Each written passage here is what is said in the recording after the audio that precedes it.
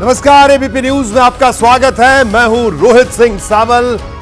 भारत का हूं, भारत की बात करता हूं। कहते हैं शब्द खत्म होते हैं, वहां से संकेतों की भाषा शुरू हो जाती है, और जहां संकेत खत्म हो जाते हैं वहां चेहरे के भाव सब कुछ बयां कर देते हैं। इस वक्त राजनीति के पंडित उत्तर प्रदेश में इसी भाव भंगिमा को पढ़ने का जतन कर रहे हैं।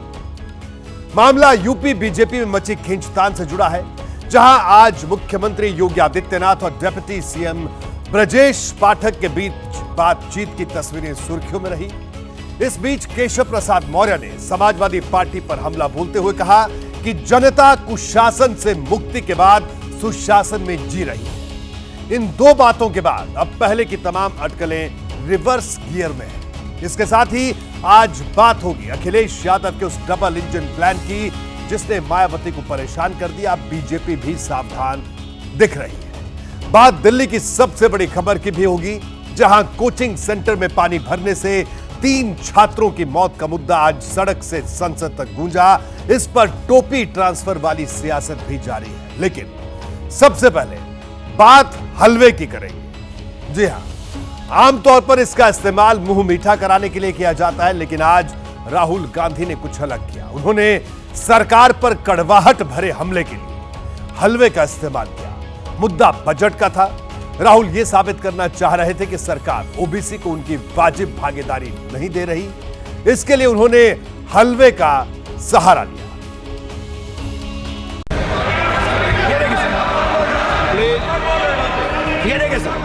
अपनी हर स्पीच में डर और हिंसा की बात करने वाले राहुल गांधी इस बार बोले तो महाभारत, शकुनी, चक्रव्यूह, पद्मव्यूह और पोस्टर के जरिए बजट वाले हलवे तक पहुंच गए। ये जो बजट का जो हलवा है सर, ये बट रहा है। और इस फोटो में सर मुझे एक ओबीसी अफसर नहीं दिख रहा, एक आदिवासी अफसर नहीं दिख रहा, एक दलित अफसर नहीं दिख रहा मुझे। ये हो क्या रहा है सर? सर देश का हलवा बट रहा है सर, और इसमें 73% का एक है ही नहीं सर। ये आप लोग हलवा खा रहे हो और बाकी देश को हलवा मिल ही नहीं रहा है। बजट टीम की जाति जनगणना करते राहुल गांधी ने जैसे ही हलवा वाला गणित पेश किया, वित्त मंत्री निर्मला सीतारमण ने तो सिर ही पीट लिया। सर देश का हलवा बट रहा है सर, और इसमें 73% का एक है ही नहीं सर। ये आप लोग हलवा खा रहे हो। जरा गौर से देखिए किस तरह राहुल की तरफ से हलवा का जिक्र होते ही वित्त मंत्री ने अपने दोनों हाथ सिर पर रख लिए। हलवा खा रहे हो और बाकी पर नेता प्रतिपक्ष के हमले यूं ही जारी रहे। हालांकि ये शुरुआत नहीं थी, शुरुआत इससे भी ऐतिहासिक रही। अभिमन्यु को 6 लोगों ने चक्रव्यूह में मारा था। चक्रव्यूह के बारे में थोड़ी रिसर्च की और पता लगा कि चक्रव्यूह का एक दूसरा नाम होता है पद्मव्यूह, मतलब लोटस फॉर्मेशन। 21वीं सदी में सर एक नया चक्रव्यूह तैयार हुआ है। स्पीकर सर वो भी लोटस की शेप में है सर। जो अभिमन्यु को चक्रव्यूह में फंसाया गया था वही हिंदुस्तान के साथ किया गया है। चक्रव्यूह की संरचना समझाते राहुल गांधी चक्रव्यूह के कमांड सेंटर तक जा पहुंचे और बीजेपी के नेताओं की तुलना कौरव पक्ष के योद्धाओं से कर डाली। अभिमन्यु को 6 लोगों ने मारा था। जैसे उस टाइम 6 लोग कंट्रोल करते थे, वैसे आज भी 6 लोग कंट्रोल कर रहे हैं। चक्रव्यूह को नरेंद्र मोदी जी, अमित शाह जी, मोहन भगवत जी, अजीत दोवल जी, अंबानी और अदानी जी कंट्रोल कर रहे हैं। राहुल का वाक्य खत्म होता इससे पहले ही शोर शुरू हुआ और स्पीकर की नसीहत दखल बनकर सामने आ गई। मैं प्रतिपक्ष के नेता से ये तो अपेक्षा करूंगा सही कि वो सदन की नियम और मर्यादा को बने, ये अपेक्षा करता हूं। आप चाहे नहीं करें पर मैं अपेक्षा करता हूं। नहीं सर, मैं अगर आप चाहते हैं सर, मैं एनएसए का और अदानी और अंबानी का नाम इस लिस्ट से निकाल देता हूं। शोर होता रहा, राहुल गांधी मुस्कुराते रहे और इतिहास से वर्तमान की तरफ लौटते हुए आहिस्ते से पेपर लीक, अग्निवीर, रोजगार और इंटर्नशिप प्रोग्राम का मुद्दा उठा लिया। जो आपने कोविड के समय बड़े बिजनेसेस की मदद की और जो स्मॉल एंड मीडियम बिजनेसेस थे उनको खत्म किया, उसके कारण आज हिंदुस्तान के युवाओं को रोजगार नहीं मिल सकता है। एक युवा को रोजगार नहीं मिल सकता है। पहली बार सेना के जवानों को आपने अग्निवीर के चक्रव्यूह में फंसाया। इस बजट में अग्निवीरों के पेंशन के लिए 1 रुपया नहीं है। भ्रांतियां बजट को लेकर पैदा की गई हैं, लेकिन देश की सीमा की सुरक्षा जिन बहादुर जवानों के हाथों में रहती है, सेना के जवानों में, यह इतना संवेदनशील मुद्दा है इस देश की सुरक्षा का और सेना से जुड़े हमारे अग्निवीर के जवानों को लेकर जो देशवासियों को गुमराह करने की कोशिश की जा रही है, उस संबंध में मैं कहना चाहता हूं अध्यक्ष महोदय, जब भी आपका आदेश होगा इस सदन के समक्ष मैं पूरी तरह से अपना अग्निवीरों को लेकर स्टेटमेंट देने को तैयार हूं। लोकसभा में 52 से 99 सीट पर पहुंची कांग्रेस के लीडर राहुल गांधी इस बार बीजेपी को चक्रव्यूह में घेरने की कोशिश कर रहे हैं, लेकिन ये आरंभ है। अंत कैसा होगा ये सत्ता पक्ष के जवाब से तय होगा, जिसका भी इंतजार किया जा रहा है। ये चक्रव्यूह शब्द जो है इसको राहुल गांधी जी को समझाना पड़ेगा। तो वो अपने आप को क्या देखते हैं? अभिमन्यु के रूप में देखते हैं, श्री कृष्ण के रूप में देखते हैं, अर्जुन के रूप में देखते हैं, दुर्योधन के रूप में देखते हैं, किसके रूप में देखते हैं? ये चक्रव्यूह कहां से आ रहा है?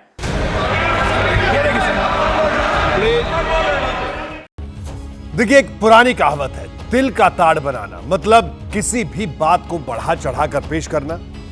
यूपी बीजेपी के भीतर भी खींचतान पर आपने ऐसी कई खबरें देखी होंगी, जिसे देखकर यह अनुमान लगाना दूर की कौड़ी है कि आखिर लखनऊ में चल क्या रहा है। लेकिन आज एक तस्वीर आई, अलग अलग बयान आए, जिससे यह संकेत मजबूत हो रहे हैं कि सीएम योगी विवाद को समाधान वाली लाइन पर ले आए।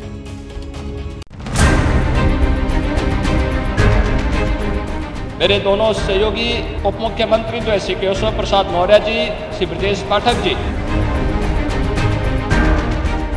उत्तर प्रदेश में तेजी से बदलते सियासी सीन के बीच मुख्यमंत्री योगी आदित्यनाथ ने एक वाक्य में बता दिया कि वो कॉन्फिडेंट भी हैं और उनका जलवा भी कायम है, क्योंकि मुख्यमंत्री के बयान से पहले आई बीजेपी विधायक दल की बैठक की तस्वीरों ने भी बहुत कुछ बयान कर दिया था। मानसून सत्र से पहले हुई बैठक में बीच में बैठे योगी ने अपनी बाईं तरफ बैठे उप मुख्यमंत्री ब्रजेश पाठक से तो बात की, लेकिन केशव प्रसाद मौर्य से उनकी बातचीत की कोई तस्वीर नहीं दिखी। दावा किया जा रहा है कि यह पार्टी में सरकार बनाम संगठन वाली जंग का असर है, जिस पर यूपी बीजेपी अध्यक्ष ने अब जाकर चुप्पी तोड़ी है। संगठन बड़ा है और संगठन के एजेंडे पर ही सरकारें चुनी जाती हैं। यही लाइन यूपी बीजेपी में तकरार की वजह बताई जा रही है और यही लाइन है जिसे 15 जुलाई से दोहराते आ रहे केशव मौर्य आज भी दोहरा गए। अच्छा है। हाँ, यूपी में सब अच्छा है, सरकार में सब ठीक चल रहा है। सब ठीक चल रहा है। कुछ संगठन बड़ा है, आज भी कहेंगे आप? संगठन सदा बड़ा है, हमेशा बड़ा रहेगा, हमेशा बड़ा रहेगा। और कार्यकर्ताओं का संतोष उसका क्या होगा? भी बहुत बड़ा रहेगा। केशव प्रसाद मौर्य जब एबीपी न्यूज से ये बातें कह रहे थे, तब पार्टी के प्रदेश अध्यक्ष भूपेंद्र चौधरी और डिप्टी सीएम ब्रजेश पाठक भी उनके साथ ही कार में सवार थे। केशव मौर्य ने बयान रिन्यू किया तो तकरार की जिन खबरों पर आलाकमान के दखल के बाद धूल पड़ती हुई दिखाई दे रही थी, उन्हें भी नया जीवन मिल गया। दोनों है ना उप मुख्यमंत्री, इन दोनों के खिलाफ कार्रवाई होगी, क्योंकि ये मुख्यमंत्री बनना चाह रहे थे। लीडर नहीं चाहती ना बीजेपी के हमारे यहाँ पे कोई लीडरशिप पैदा हो। इन्होंने मुख्यमंत्री बनने का ख्वाब देखा है तो हटेंगे। क्या दोनों डिप्टी सीएम पे किस तरह की एक्शन की बात आ रही है? ऐसी चर्चाएं, कोई एक्शन होगा, अनुशासनहीनता या कोई कार्रवाई? नहीं, मुझे ऐसी जानकारी नहीं। भूपेंद्र चौधरी ने मुश्किल सवाल से बचने की कोशिश की, लेकिन अगला तीर शिवपाल यादव ने दाग दिया। निशाने पर थे केशव प्रसाद मौर्य। ये बड़बोले मंत्री हैं, इनके पास कोई काम तो है नहीं, ये केवल लखनऊ से दिल्ली, दिल्ली से लखनऊ।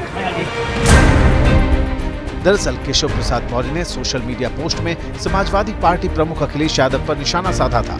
कहा था कि 2024 के लोकसभा चुनाव के बाद अखिलेश गुब्बारे की तरह फूल गए हैं। केशव प्रसाद मौर्य का अखिलेश पर यह हमला बेमानी नहीं है। योगी से रिश्तों में दरार के खबरों के बीच केशव प्रसाद मौर्य विरोधियों पर लगातार हमले कर रहे। इसका मैसेज यह है कि वो पार्टी के वफादार सिपाही हैं। दूसरी तरफ वो यूपी में सरकार पर नौकरशाही को हावी बताते हैं। कार्यकर्ताओं की अनदेखी पर आवाज उठाते रहे हैं। उनकी इस बात में संजय निषाद के बाद अब योगी सरकार के सहयोगी आरएलडी भी सुर मिला रही है। योगी आदित्यनाथ जी ब्यूरोक्रेट का विश्वास कुछ कम करके और अपने जनप्रतिनिधि, अपने संगठन के लोगों को विश्वास किया जाए। जो भी बातें नेताओं के खिलाफ रखते हैं उनको सही मानना। भ्रष्टाचार को बहुत बड़ा बढ़ावा है ब्यूरोक्रेट हाथ।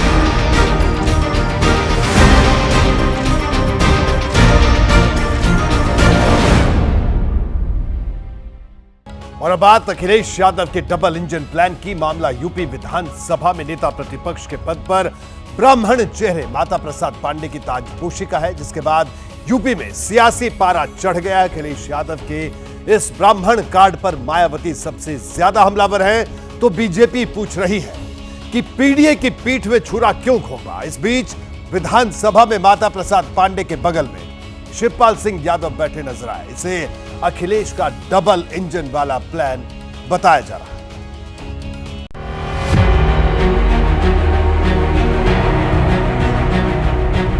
नेता प्रतिपक्ष के रूप में आदरणीय श्री माता प्रसाद जी पांडे भी हमारे बीच यूपी विधानसभा में नेता प्रतिपक्ष के रूप में माता प्रसाद पांडे ने अखिलेश यादव की जगह क्या ली। उनकी ताजपोशी ने सियासी माहौल को गर्मा दिया। सबसे पहले मैं माननीय अध्यक्ष जी आपके प्रति आभार प्रकट करता हूं। जो शब्द आप मेरे लिए प्रकट किए उसके लिए मैं धन्यवाद भी देता हूं। माता प्रसाद पांडे ब्राह्मण समाज से आते हैं, इसलिए समाजवादी पार्टी के विरोधी सवाल कर रहे हैं कि आखिर पिछड़े, दलित और अल्पसंख्यक यानी पीडीए की बात करने वाली पार्टी ये क्या कर रही है।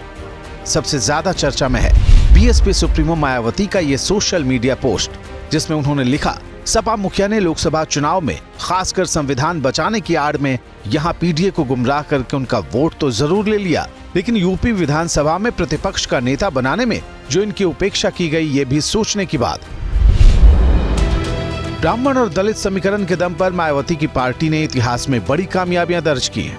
यही वजह है कि विधानसभा में एक ब्राह्मण को विपक्ष का सबसे बड़ा चेहरा बनाने का अखिलेश का फैसला उन्हें सतर्क कर गया है। मायावती ने एक्स पर लिखा, सपा में एक जाति विशेष को छोड़कर बाकी पीडीए के लिए कोई जगह नहीं। ब्राह्मण समाज की तो कतई नहीं, क्योंकि सपा व भाजपा सरकार में जो इनका उत्पीड़न व उपेक्षा हुई है वो किसी से छिपा नहीं। वास्तव में इनका विकास और उत्थान केवल बीएसपी सरकार में ही हुआ, अतः ये लोग जरूर सावधान रहे। मायावती ने तो सिर्फ खबरदार भर किया था, लेकिन डिप्टी सीएम केशव प्रसाद मौर्य ने तो अखिलेश पर छुरा मारने तक का आरोप लगा दिया। श्री अखिलेश यादव जी की असलियत जनता के सामने आ गई है। पीडीए मतलब बहुत बड़ा धोखा है। पीडीए के नाम पर गुमराह करके लोकसभा चुनाव में वोट लिए हैं, उस वर्ग से आने वाले नेता बहुत मायूस हैं। बड़े सपने संजोए हुए थे, चाचा भी सपने संजोए हुए थे, लेकिन अखिलेश यादव जी ने पीठ में छुरा भोंक दिया। इस बीच चर्चा में बीजेपी ओबीसी मोर्चा की प्रदेश कार्य समिति की बैठक भी रही, जिसकी शुरुआत पार्टी के प्रदेश अध्यक्ष भूपेंद्र चौधरी ने की। मीटिंग तब हुई है जबकि अखिलेश यादव ने माता प्रसाद पांडे को नेता विपक्ष बनाने का ऐलान किया है। अखिलेश के ब्राह्मण कार्ड को 2027 के विधानसभा चुनाव के मुकाबले से जोड़कर देखा जा रहा। यही वजह है कि एनडीए के घटक दल भी सावधान है। अब सपा वाईफाई बनी हुई है कांग्रेस की, नाम लेंगे पीडीए का, नाम लेंगे दलितों का, शोषितों का, और देख लीजिए अंतिम जहाँ समय आता है एक पहचान की आवाज़ बनने की, वहाँ इसी तरीके से 70 साल रहा पीडीए। अब जो है पीडीए प्रमुख रूप से हम लोगों के साथ है, एनडीए के साथ है। इस बीच विधानसभा में अब मुख्य विपक्षी दल समाजवादी पार्टी का सीटिंग अरेंजमेंट भी बदल गया है। जहां पहले नेता विपक्ष के रूप में अखिलेश यादव और उनके साथ अवधेश प्रसाद बैठते थे, वहां अब दोनों के सांसद चुने जाने के बाद माता प्रसाद पांडे के साथ शिवपाल यादव नजर आ रहे। शिवपाल और माता प्रसाद पांडे का एक साथ इस सीट पर बैठना बड़े सियासी संकेत देने वाला है। 7 बार के विधायक और विधानसभा के अध्यक्ष रह चुके माता प्रसाद पांडे के तेवर भी बता रहे कि अभी यूपी की राजनीति और भी गर्माने वाली है। देखिए, पिछड़े लोगों की लड़ाई अगड़े ही सब लड़े। पिछड़े पावे 100 में 60, यानी 100 सीट है तो 60 आरक्षण पिछड़ों का होना चाहिए। इसके लिए हमने जेल काटी है, लाठियां खाई हैं। केशव प्रसाद मौर्य कुछ किए भी नहीं, खाली उस जात में पैदा होने के नाते वो नेता बने। 2024 के लोकसभा चुनाव में अखिलेश का पीडीए फॉर्मूला कामयाब रहा था। अब उससे भी एक कदम आगे बढ़कर समाजवादी पार्टी ने ब्राह्मण वोटरों को गोलबंद करने का जो कार्ड चला है, उसका असर दूर तक दिखाई दे सकता है। कोचिंग सेंटर में 3 छात्रों की डूबने से मौत की घटना से दिल्ली अब तक नहीं उबर पाई है। आज हादसे की जगह का दौरा करने गए एलजी को छात्रों का विरोध झेलना पड़ा। छात्र पूछ रहे हैं कि अगर एमसीडी से लेकर राज्य और केंद्र सरकार के इंतजाम दुरुस्त नहीं थे तो नाले का पानी बेसमेंट तक कैसे पहुंच गया? यह मुद्दा आज सड़क से संसद तक गूंजा।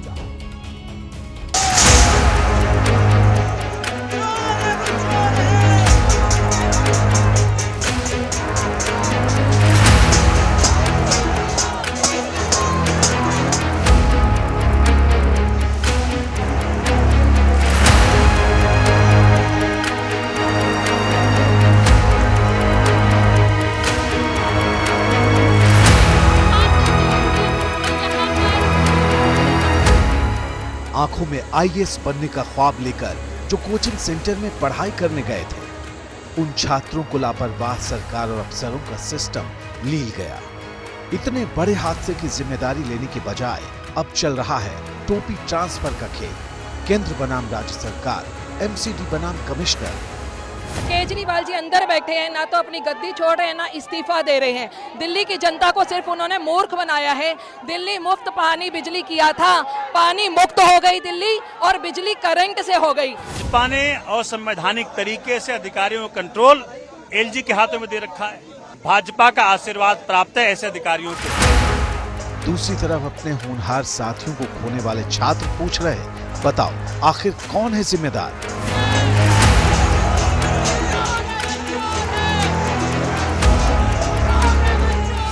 आम छात्रों का गुस्सा बुरी तरह उबल रहा है सरकार पर, अफसरों पर, नगर निगम पर।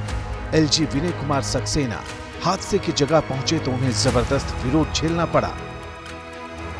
अपनी तरफ से हमें सांत्वना दी है, पर उन्होंने प्रॉपर्ली हम लोगों की डिमांड नहीं सुनी। उन्होंने बेसमेंट में इसके खिलाफ कोई सारा एक्शन नहीं लिया गया, इसलिए हम लोग। उधर पुलिस एक्शन तेज है। हादसे की जांच में जुटी दिल्ली पुलिस ने एमसीडी को नोटिस भेजा है। एमसीडी के करोल बाग जोन के दफ्तर में नोटिस भेजकर पूछा है कि हादसे से पहले एमसीडी ने क्या कार्रवाई की थी और अगर एक्शन नहीं लिया था तो क्यों नहीं लिया था, इसके लिए कौन कौन अधिकारी जिम्मेदार हैं। इस बीच ओल्ड राजेंद्र नगर के हादसे को लेकर अब तक एक जूनियर इंजीनियर को बर्खास्त किया गया है तो एक सहायक इंजीनियर को सस्पेंड किया गया है। राव आईएएस स्टडी सर्कल की इमारत को दी गई एनओसी को भी रद्द करने की प्रक्रिया शुरू कर दी गई है। इस हादसे के बाद अचानक एमसीडी जैसे नींद से जाग गई है। अब कमिश्नर कह रहे हैं कि हमें पता चला है कि कई जगहों पर बेसमेंट में कोचिंग चलाई जा रही, इसकी जांच होगी, एक्शन लेंगे। सवाल है कि क्या रूटीन कार्रवाई के लिए भी इतने बड़े हादसे का इंतजार था? ये तो पूरी तरीके से लापरवाही से मौत है, इसको हत्या भी कहा जा सकता है। आप एक जांच कराइए, स्वायत्त जांच कराइए, वो अधिकारी उसमें शामिल हो और अगर कोई नेता शामिल हो आप उसे सख्त से सख्त सजा दीजिए। वो आम आदमी पार्टी का है तो उसको आप दुगनी सजा दीजिए। इस बीच संसद में भी इस मुद्दे की गूंज सुनाई पड़ी। राज्यसभा में इस पर हंगामा हुआ और शॉर्ट ड्यूरेशन की चर्चा हुई। वैसा होता दिखाई नहीं पड़ा। पर अफसोस की बात है कि जिनके ऊपर इसकी जिम्मेदारी होनी चाहिए थी उनकी आंखों में एक आंसू तो छोड़िए, उनके माथे पर शिकन भी नजर नहीं आई।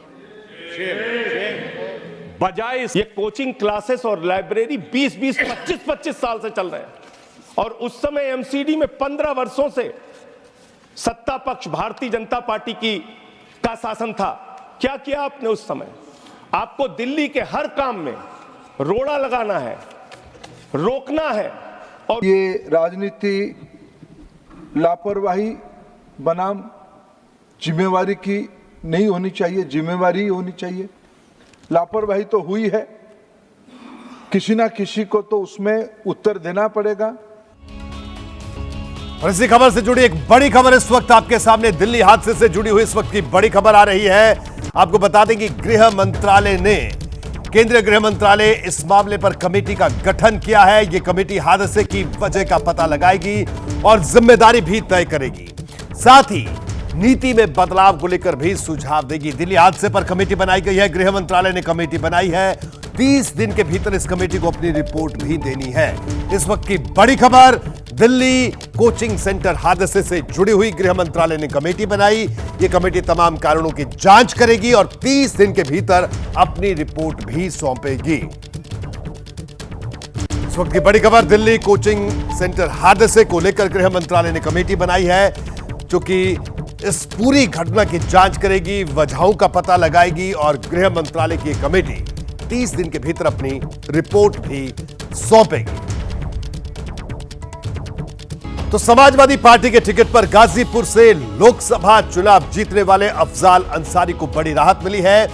गैंगस्टर केस में गाजीपुर कोर्ट की तरफ से सुनाई गई 4 साल की सजा को इलाहाबाद हाई कोर्ट ने रद्द कर दिया है।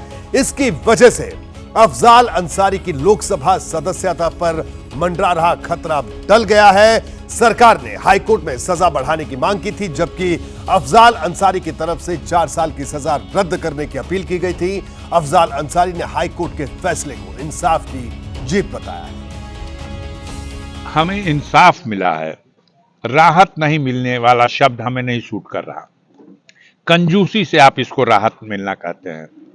सीधे सीधे गाजीपुर की कोर्ट के द्वारा अफजाल अंसारी के विरुद्ध सुनाया गया दंडादेश रद्द कर दिया गया, लेकिन एक बड़ा रैकेट है। नुकसान जनता का हो जाए, नुकसान पूरे जनपद का हो जाए, विकास रुक जाए, अफजाल अंसारी को नीचा दिखाना है, इनको कमजोर करना है और किसी तरह से गाजीपुर पर सामंतवादी सोच के लोगों को कब्जा करना है। अब गाजीपुर की जनता को यह मंजूर नहीं।